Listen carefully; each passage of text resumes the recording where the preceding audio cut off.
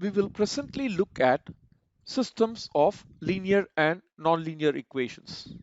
That means we are going to have more than one equation involving more than one unknown variable. So we have a system of linear and nonlinear equations, and we are trying to find out the roots, that means the values of the unknown in those systems.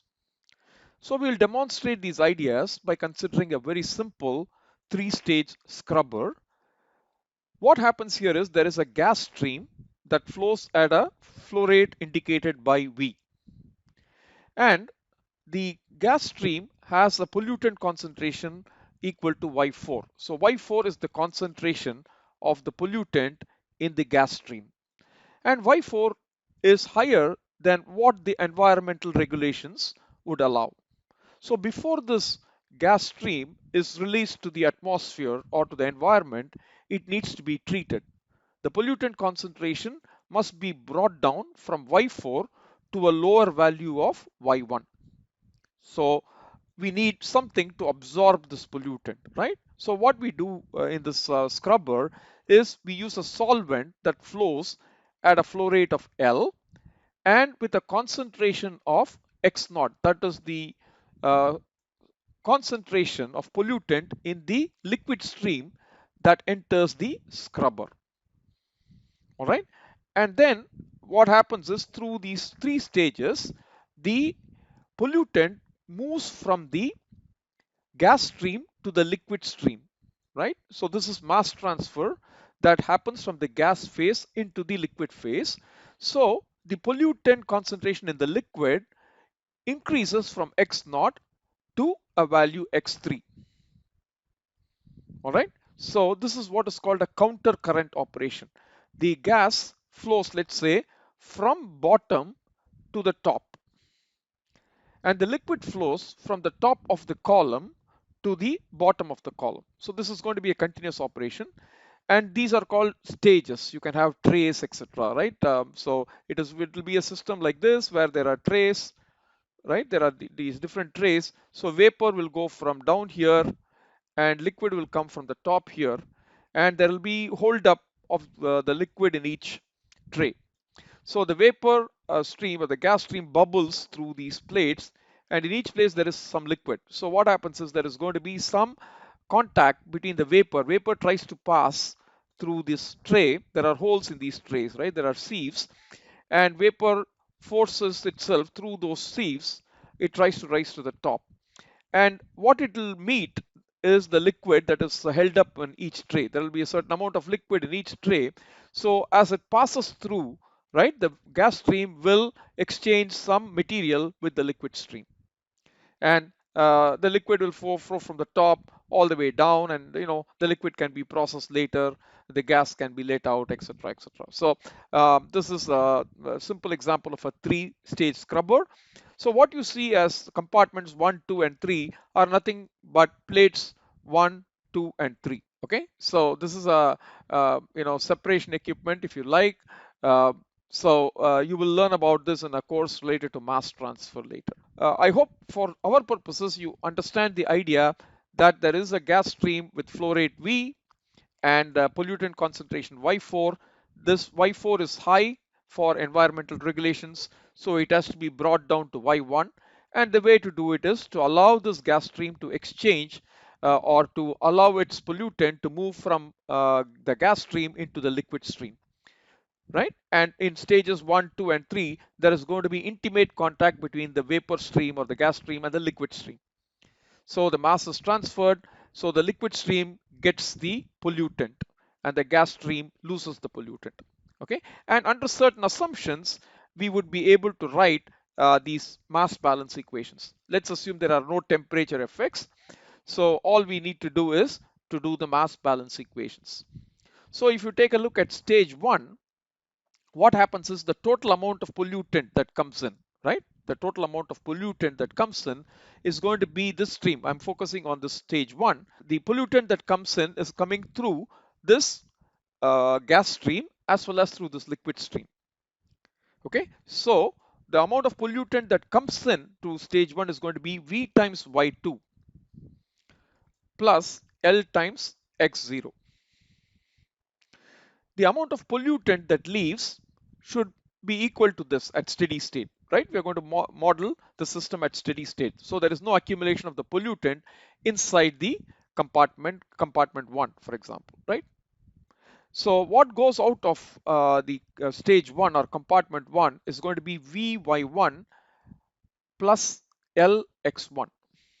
So we assume the same flow rate of the liquid stream, and we assume the same flow rate of the vapor stream, right, throughout. That's an assumption. You can kind of relax that assumption, and the equations will get slightly complicated, but people can handle that. So for our purpose, we can write these equations under these assumptions, right? So if you kind of reduce it to bring all the y's to one side and keep all the x's on the other side, you can write this equation, right? So I'm bringing Lx naught to the right, I'm moving Vy1 to the left, so I can get this equation. Taking V common on the left side, y2 minus y1 is equal to L x1 minus x naught. So that is where this equation comes from. If you look at stage 2, the amount of pollutant coming in is going to be Vy3 plus Lx1. The amount of pollutant leaving stage 2 is going to be Vy2 plus Lx2, from which you can get this equation. Likewise, you can get the third equation. So we are writing the mass balance for each stage. We could write the overall mass balance for the system, right? We could write the overall mass balance for the system as Lx0 plus Vy4 is equal to Lx3 plus Vy1. We could write the overall balance. But that equation, the overall balance equation, will not be an independent equation, because if you add all these three, you will get this. So this equation, the overall pollutant balance for the overall system, is not an independent equation. All right. So remember, always we should get independent equations. That is what is going to be helpful for us in solving problems. So all said and done, by now, based on whatever I have said, the assumptions that I have made, and the notation that I've used, you should be able to get these three equations. And that does not complete the model for the system. All right. So we have done conservation of mass. That is done here. But there should be some relationship between what happens in the liquid stream and what happens in the vapor stream, right? So there is going to be the need to have constitutive relationships. And in vapor liquid systems, we have something called the VLE, the vapor liquid equilibrium. You will learn it in a course on thermodynamics, right? So vapor liquid equilibrium basically says that the streams that are leaving any particular stage are in equilibrium. That means there is a relationship between y1 and x1, because these are the streams leaving stage 1. So the concentration of the vapor leaving stage 1 and the concentration of the liquid leaving stage 1, there is a relationship between them, right? That is governed by thermodynamics. And the relationships could be linear or non-linear. The relationship between y1 and x1 could be linear or non-linear. And for the simplest case, we can assume the relationship to be y1 is equal to k times x1. So we are assuming a linear relationship, right? This is what is called vapor liquid equilibrium. You could have complex relationships like y1 is equal to alpha x1 by 1 plus beta x1. Things like this is possible. All right, but we are going to use something like this to keep things simple. So again, there is going to be a relationship between y2 and x2. These are the streams leaving stage 2, and therefore they are going to be connected likewise as y2 is equal to k times x2. You could have different case. You can call this k1, you can call this k2 if you want, but let's reduce the complications. We will just say y2 is equal to k times x2, and for stage 3, y3 and x3 should be related using this constitutive relationship, which is called vapor liquid equilibrium relationship that comes from thermodynamics. All right. So together, the mass balance equations and the thermodynamic equilibrium between the streams leaving each stage, right? So you have a total of 6 independent equations. 3 comes from mass balance for each stage. 3 equations come from the thermodynamic equilibrium assumption. So there are 6 independent equations, right? That's what is written here. If you count the symbols in this problem, right? If you count the symbols, we are going to have VL, and then you have 4x symbols and 4y symbols, right? Y1, Y2, Y3, Y4, X0, X1, X2, and X3. So there are 4x symbols and 4y symbols.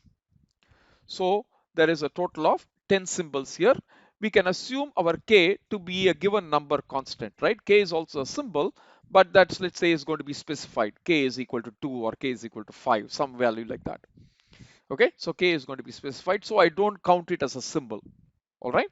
So we have 10 symbols. We have 6 equations as already stated, and therefore the degrees of freedom is going to be equal to 4. So we can assume 4 things in order to solve the problem, right? So we have only 6 equations that kind of relate these 10 symbols. So we are 4 symbols extra, right? So that is what is called the degrees of freedom. So this is a very important definition that you see at the bottom.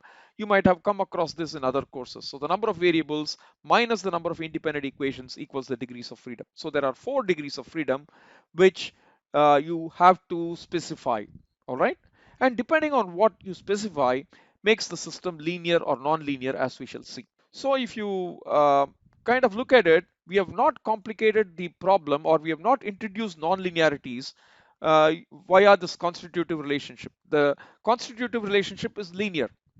Okay, so we are not introducing non-linearity by way of the thermodynamic equilibrium relationship. But just the mass balance equations themselves, depending on what we assume we know, will give us linear system or non-linear system, as we shall see. So we have to specify 4 variables. So case 1, right, we are going to have, linear equilibrium relationship, as we said. K is going to be a constant. Now out of the 10 symbols we have, I'm going to specify L, V, X0 and Y4. That means the input concentrations of the liquid stream and the gas stream is given. The flow rates of the liquid stream and the vapor stream are given. So all we are trying to find out is, we are trying to find out X1, X2 and X3, and we are trying to find out Y1, Y2 and Y3. We are trying to find out these 6 symbols. All right. And then we also know that X1 and Y1 are connected by K. So if I find out X1, I can find out Y1 because K is given and K is known to be a constant. Likewise, if I find X2, I can kind of find out Y2. And similarly for Y3. If X3 is found out, I can find out Y3 because I know the connection between X3 and Y3 because K is given to me. So at this point in time, what you can do is you can try to check this out, right? That means you can try to derive the 3 equations in the 3 unknowns, X1, X2 and X3. So stop this video now. Look at the contents of the previous slides, particularly this one, and write out the system of equations, 3 equations in 3 unknowns. So because we have assumed these 4 variables, what you're going to get is a system of 3 linear equations. So I've assumed k is equal to 2 here. I have specified L is equal to 3, V is equal to 5, X0 is equal to 0. That means I'm assuming the liquid stream to have no pollutant. It is very clean solvent that I'm trying to bring into the system in the liquid stream. And Y4, I'm having a value of 2.5 units. So all units, let's say, are consistent, etc. So if I take the stage 1 equation, the mass balance equation, and plug in these numbers, right, whatever is assumed. So for example, I'm saying V, right, instead of V, I'm using the number 5. Y2 and Y1 are not known, so I'm going to leave it as that, is equal to L, X1, I do not know X1, minus X0. X0 I've assumed to be 0 here, so I've used the value 0 there. So when then I'm going to say Y2 is 2X2, Y1 is 2X1 from thermodynamic relationships. All right. So what happens is the left hand side will become 10X2 minus 10X1. The right hand side will be 3X1. So I can bring the 3X1 to the left and say 10X2 minus 13X1 is equal to 0. So I can write minus 13x1 plus 10x2 is equal to 0. So this is equation 1. All the unknowns on one side, the numbers alone on the right hand side, right? So I get this. Now if I go to stage 2, this is L x2 minus x1 is equal to V y3 minus y2. So plugging in the numbers that I know for that particular equation, I will be able to get this equation. Again, to replace y variables, I'm going to use y3, for example, is equal to 2 times x3. I'm going to use y2 is equal to 2 times x2 because we have assumed the thermodynamic relationship to have the value of k equals to 2. So I get the second equation, and repeating the same idea, I'm going to use the numbers for the third equation to get this. All right, so we have three equations, and interestingly, you see the three equations are all linear equations, right? So it is going to be some number multiplied by a symbol, plus or minus some number multiplied by some other symbol, etc. Right? So those equations that we wrote, the mass balance equations, because of the variables we assumed, L, V, X naught, and Y4 were assumed, you get a system of linear equations. And now we have to solve the system of linear equations using, let's say, a tool like MATLAB, right? Even solving these three equations by hand can be troublesome and we may or may not get it right. But if you assume to have a 10-stage scrubber, you are going to have 10 equations and 10 unknowns, right? Which is going to be very difficult to solve by hand. Therefore, we resort to using MATLAB. So these are the three equations. We have done this exercise many times. So basically, you can put it in this form, right? So this is the equation by equation form. You can compact it and put it in the form AX is equal to B, with A being this and B being this, and the vector of unknowns being x1, x2, and x3, like that. All right. So this is the generic form of a system of linear equations. And there are many ways of solving for x. This is what we are going to see later. But there are many ways in which you can compute x. All right. So that will come to later. But before going to the next slide, I just want to point out that this matrix A has a special structure. So this is called a tri-diagonal system because you have elements for A on the diagonal, main diagonal. You have elements that are non-zero on the subdiagonal. You have elements that are non-zero on the superdiagonal. Above the superdiagonal and below the subdiagonal, you're going to have zeros. So I'm just saying it is this form. Tridiagonal system is one in which the non-zero elements occur only in the main diagonal or the superdiagonal or the subdiagonal. Superdiagonal means one above the main diagonal. Subdiagonal means one below the main diagonal. So you can have very efficient algorithms to solve tridiagonal systems, right? You can tailor algorithms to handle tridiagonal systems faster. Please note, we have demonstrated this as a 3 by 3 system. But if you're solving a real problem, it may involve 40 trays or 40 stages. All right. So when you have big problems, specially tailored algorithms that exploit the structure of matrices will be extremely useful, as opposed to a generic algorithm that solves, not special cases, but a very general case, right? So always, if you have some extra knowledge about the structure of things, you can tailor your solutions to that. All right. So you have to think in those terms. In the small system, it won't make a difference. Special algorithm was a very general algorithm that will not make a difference. The run times will be the same.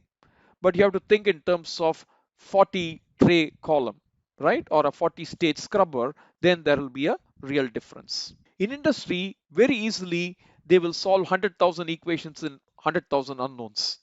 So when you are solving such big problems, every hour or every 2 hours, in the processing plant, then you have to think about algorithms that are very efficient. Okay, so that is something besides the point, but you can go to MATLAB and you can type in the value of A, type in the value of B, and then you can get use x is equal to A backslash B, or you can use x is equal to inverse of A star B to get the values for x1, x2, and x3, right? So both the methods, whether you use this or this, gives you the same result as you would expect. All right. So if you have AX is equal to B, it means x is equal to A inverse times B, because if you have AX is equal to B, let's say you pre-multiply by A inverse on both sides, because A inverse exists. A is a good matrix. So it is called a non-singular matrix. So that is what I call as a good matrix. So if you have a good matrix, A inverse exists. So A inverse multiplied by AX is equal to A inverse B. So I'm pre-multiplying both sides. That means multiplying on the left both sides of this equation by A inverse. So when I do that, I get this, and then A inverse of A is identity. Like for example, if A is 5, just as an example, if A is 5, A inverse is 1 by 5. So A inverse multiplied by A will give you 1. So that is for scalar. For matrices, A inverse of A will give an identity matrix, and that is like 1. So X is equal to A inverse B, right? And I've said if A inverse exists, that means A should be invertible. That means A should be non-singular. That means A should not have rank deficiency. All these are equivalent statements. In any case, this comes out to be the answer. And once you get X, you can do Y is equal to 2 times X, because Y was equal to K times X with K is equal to 2 in our example. So if you take the values of X and you multiply them by 2, you will get the values of Y. So we have found out x1, x2, x3 from the solution of x. We can find out y1, y2, and y3 using y is equal to 2x. So the problem is solved. So this is called a simulation problem because the variables are known. You know what the flow rate of liquid is, you know what the flow rate of vapor is, and you also know the inlet concentrations of the liquid stream and that of the vapor stream or the gas stream.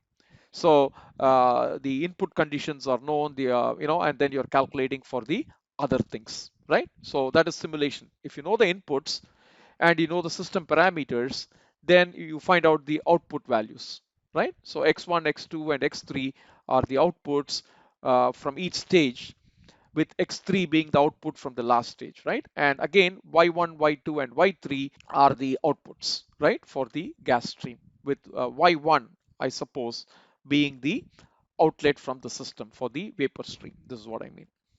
If you know LV, x0, and y4, you get a system of linear equations that you're able to solve, right? Using whatever we know. We can also put the same commands instead of typing it in the command window and so on. What you can do is you can write a M file. So you can click on this new script, right? When you are inside MATLAB, if you're at home, right? So you have something called new script. If you click on that, it will open up a editor. It will open up the editor, MATLAB editor. So I go inside the editor, right? I go inside the editor and then I type the A matrix, the B vector, and then I compute the solutions using backslash command, and the result is stored in x1. I compute the solution using the inv command. I store that result in x2. So whatever I used the command window for, exactly the same commands I can put it on inside the editor, right, inside the file. And I can also use comment statements like this, right? So I put a percentage and then I put in my comment because I would like to know what I'm doing, right? Because when we write lengthy codes later, we better know what we are doing so that it makes it readable for us future, or it makes it readable for the others in future, right? So it's always good to have a lot of comments in your code to make things easier. So whenever you do a percentage and you type something, it will come in green color, and while executing, MATLAB will ignore those commands, right? Because it doesn't mean anything for MATLAB computations. It makes a lot of sense to us, those comment lines, but for MATLAB, it'll just ignore them, and it'll just execute the other commands that are there, right? This command, this command, this command, and this command. So what you do is once you type in these things in a file, right? All you do is you click on save, right? You click on save, and then this file will be saved with a name, the file name .m. So linsys1, that is the name I've given to this file. So it will save it as linsys1.m. It is like any other editor. Okay, so you can use the save as command or save command, and then the file will be saved, and then you can run that file. So basically, once I have saved it, right? So if I come to this editor, previously I was operating in home, right? The tab was home. Now once I'm typing in the M file contents, I will be here, right? I'll be in editor uh, thing, and then this is what you see, save, right? Once I type in the commands, I want to save the file, I can click on that icon and it will save the file in a particular name. So please do not use numbers like 1.m, right? Please do not save files with these names, because 1.m, when you run it, it is like 1 and MATLAB will just say 1. So that is one thing. Do not use some special symbols for your file names, right? And don't give a space, right? You cannot say a linear space 1.m. MATLAB will not be able to run it. Okay, even if your contents inside are correct, MATLAB will not run these commands, because it will think that lin is a command and you're specifying some other numbers next to it, etc. So something like what I have done, lin sys continuously, right? 1.m, this will work. Okay, so learn to give good names to your codes that you write. So once you have saved it, this run button, right? You can press on that and MATLAB will execute these commands for us. Okay, and once it runs, you can see that the results are stored in this workspace part of the MATLAB window, and the results will be in the command window, right? Previously, here is where we typed all these commands one by one and we got the answer. That's fantastic. But we cannot be doing the same thing for bigger problems. Eventually, we will get to some bigger problems in this course as well as in any future courses that you do. So it makes sense to write the M file and then execute the M file. And the results will be in the command window for you to access. You can see what is in the workspace in this window. You can just see it. But if you want to do something to that, then you have to come to the command window and do things. All right. Now, moving on to case 2, the same set of equations, but now I'm going to specify a few things.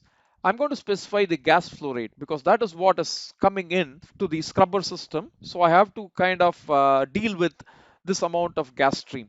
I also know the concentration of the gas stream that comes inside, and I also know what is the concentration of the liquid stream, the solvent stream that is used for the separation process. So I know x naught, and I also know for the environmental constraints, I also know the value of y1. So I know the characteristics of the gas stream, the flow rate that I have to handle. So I know V that I have to handle. I know what is the concentration of that stream. So I know Y4. And I also know the concentration to which it must be reduced to. I know Y1. I also know the availability of the solvent at a certain concentration, right? So the concentration of the solvent stream that enters the scrubber is X naught. So that is known. So now we have these four symbols and we have to calculate the others, right? We have to calculate the others. The others meaning we have to know what is L. Then we will have to do x2 and x3, x2 and x3. So those become the unknowns. Of course, we have to know y2 and y3, but then we know once we get x3, we can multiply it by k to get y3. If you know x2, we can multiply x2 by k to get y2, etc. Right? So we know that. Therefore, we are out to get L, x2 and x3 given these things. And wherever we see y2 in our equations, we can replace it by k times x2 with k, let's say, equal to 2. Wherever we see y3, we can replace that symbol with 2 times x3. So you can play around with these equations to get a system of equations in 3 unknowns, L, x2 and x3. These 4 are known, all right? These 4 are known, and we have to calculate the others. We have to find out what L is. So that's why it's called a design problem. I have to design the liquid flow rate L. Of course, do remember that x1 is already known because y1 is specified. So I can easily get x1 as y1 divided by k, right? So that is why it doesn't feature in the unknowns that I was talking about. X1 is known because y1 is specified in the problem. Once you know y1, we can get x1 as y1 by k. All right. So again, we try to work with the mass balance equation, and these are the equations now. All right. So wherever you see y2, you replace by k times x2. Wherever you see x1, replace it by y1 by k. Wherever you see y3, replace it by k times x3. So let me remove the ink from the slide and then point out that after doing that, we will have these to be the equations. All right. So please note v is known, k is given to be equal to, let's say, 2. We know y1, we know this y1 by k because we know y1 and we know k. We know x naught. All right. So if you take this equation, the first equation, we do not know x2 and we do not know L.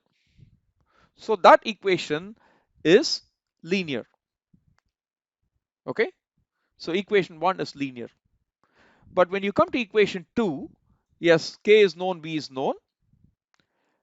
So k times v is just a number. X3 and x2 are both not known, but they multiply with constant. So no non-linearity there. But when you come to the other term, right, y1 by k is known. So that's not a problem. But we are going to have here L times x2. Both L and x2 are not known. We are trying to compute them. So therefore, this brings in the non-linearity. So the second equation brings in the non-linearity, right? And because these equations are coupled, right? You have x2 here in a non-linear association. You have x2 here. So even though the first equation is linear because of what we have assumed, what variables we have assumed, the second equation is non-linear for x2. And these equations are all coupled because you also see x2 in the third equation. So even if you have a coupled system, right, even if one of the equations is non-linear, then it has to be solved as a system of non-linear equations in the most general case. So you understand the issues with this term in equation 2, that is a non-linear equation. When you come to the third equation, v is known, y4 is known, k is known. So all numbers, and then you have x3, which is unknown, right? This is not known, but no problem on the left hand side because we know k, we know v, right? So this part is linear. But when you come to the next term in the third equation, L times x3 minus x2, we do not know L, we do not know x3, we do not know x2. So you have a product of unknowns here. So that constitutes non-linearity. So the problems are in these two equations. And nothing has changed from problem 1 case to second case. The same equations, the same thermodynamic relationship, but depending on what we assume we know, we can either get a linear system of equations or a nonlinear system of equations. So the simulation problem is a linear problem, whereas the design problem is a nonlinear problem. Okay, so let us specify that k is equal to 2 and I've used v is equal to 5 like last time. X naught is 0. V4 is also 2.5 like for case 1. But we have said that y1, the concentration of the exit stream, the gas stream, is specified to be y1 is equal to 1. That means it is fixed by the environmental regulations in place in that city or in that province. Okay, so y1 is 1. 2.5 is too high. So you have to reduce it to 1.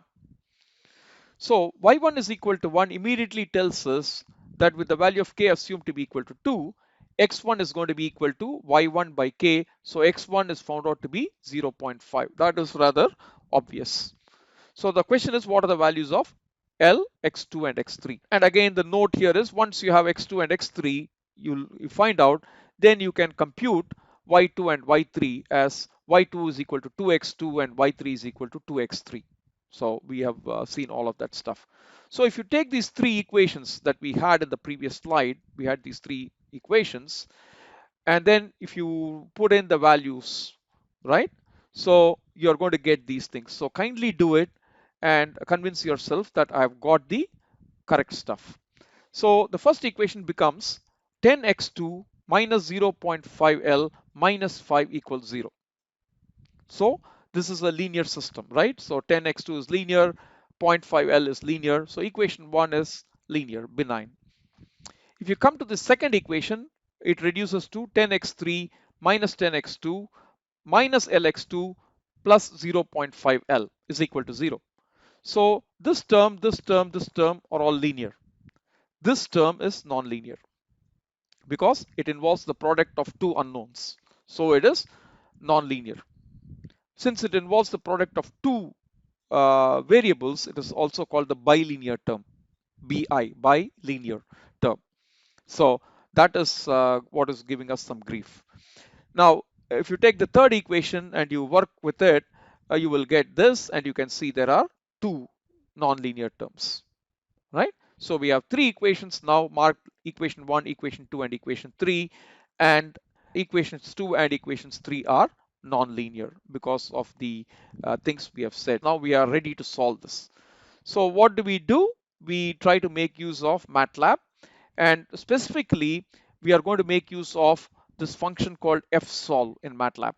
Remember, for a single nonlinear equation in one unknown, we used f0. Here we are going to use the fsolve command. What I'm going to do is I'm going to use the symbol z of 1, right? I'm going to have an array z is equal to l x2 x3. So this is what it is. So the three unknowns, I'm packing it into this array called z. So z of 1 means I'm talking about L. Z of 2 means I'm talking about x2. Z of 3 means I'm denoting x3. So that is something we should understand. So that is what is stated here. So this is an M file, right? So these are comment lines. So all of these are comments. So I have kind of used percentage at the starting. So MATLAB will ignore it, but when I read it, I know what I'm talking about. The next thing I do is I provide the initial guess. I provide the initial guess for L, x2, and x3. These are my guesses for L, x2, and x3, the unknown variables. So Z naught is 1.5, 2.2, and 3.5. So I think L is 1.5, x2 is 2.2, or whatever, right? This number 2.2, and x3 is 3.5. So this should be 2.2, right? But this is a comment. Please note, I've used after the MATLAB command, I've used percentage, which means MATLAB will ignore this part of the statement. So this is a typo. So I've used 2.2 here, but I've commented it as though I've used x2 is equal to 2. But this is not a fatal error because this is just a comment. Okay, people will think I'm stupid or careless because I've used 2.2 here, but I've said in my comments that it is 2. So I have to correct it to 2.2, but that doesn't have any impact on MATLAB's performance. So I'll have to correct it to 2.2 to be consistent with what I've done. My comments should be consistent. Okay, so that is a change that I need to make. Then once the initial guess is given, I have to solve it. So I'm going to store the answer in z. So once the problem is solved, the results will be stored in this variable z. So I'm calling the fsolve command. Fsolve is a MATLAB implementation of the Newton method or the Newton-Raphson method, right? A variant of that.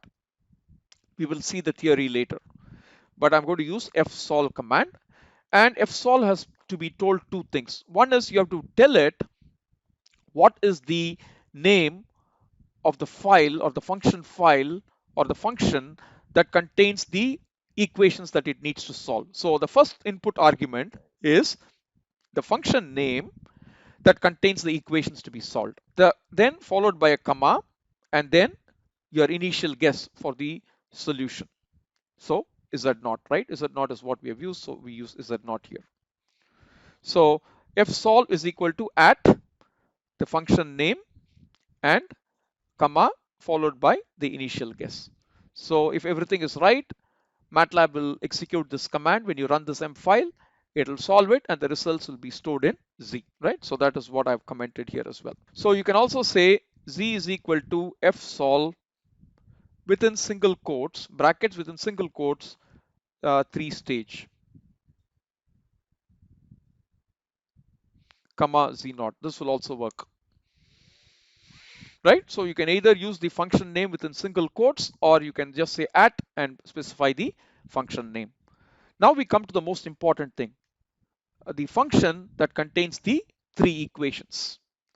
So I say function, this is a keyword in MATLAB, function space some variable, I call that variable as f because we have f1 of x is equal to 0, that's the first equation. F2 of x is equal to 0, that's the second equation.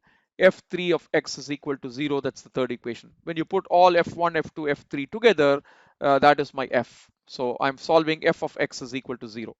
That's my equation system. So I say function space f equals the name of the function file. That should be the same as the one used here. So 3-stage in brackets, I'm saying the symbols used in this problem are z. All right, the symbol that I'm going to use for the unknown variables is z. Now let me remove the ink from the slide and then focus on the three equations. So the first equation is, as you can see, 10x2. x2 is nothing but z of 2. So 10z2 minus 0.5l. L is z1 in our new notation. So 10z2 minus 0.5z1 minus 5, right? So that is what it is. 10z2 minus 0.5z1 minus 5. That's the equation, because the right hand side is 0. That we have to ensure. So bring everything to the left hand side, keep the right hand side 0. So this implements the first equation. Then, so I put a semicolon to indicate now I am ready to input the second equation. Second equation, if you look at the paperwork, it is 10 times x3. That means 10 times z3 minus 10 times z2 minus z1 multiplied by z2 plus 0.5 z1. That's the left hand side of the second equation, with the right hand side being 0. So 10z3 minus 10z2 minus z1 times z2 plus 0.5 z1. So that completes the second equation. So semicolon. I'm ready to go into the third equation. The third equation is 12.5 minus 10 z3 minus z1 times z3 plus z1 times z2. So that is what I've typed here. And once the three equations are typed within square brackets open, square brackets close, I put a semicolon to suppress the echo. And then I end the function file using end command. So all this is typed into a single M file.